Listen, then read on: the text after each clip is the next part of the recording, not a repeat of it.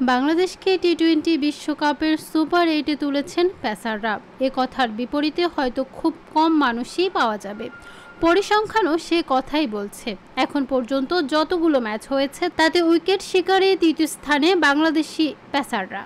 এই বিশ্বকাপে এখন পর্যন্ত 23 উইকেট নিয়েছেন বাংলাদেশের পেসাররা। তানজিম হাসান সাকিব 9, মুস্তাফিজুর রহমান 7 ও তাসকিন আহমেদ শিকার করেছেন 7 উইকেট। 3 জনের বোলিং গড় মাত্রা 9.95, ইকোনমি 4.87। এতেই বোঝা যায় বাংলাদেশের পেসাররা কতটা ভালো ফর্মে রয়েছেন।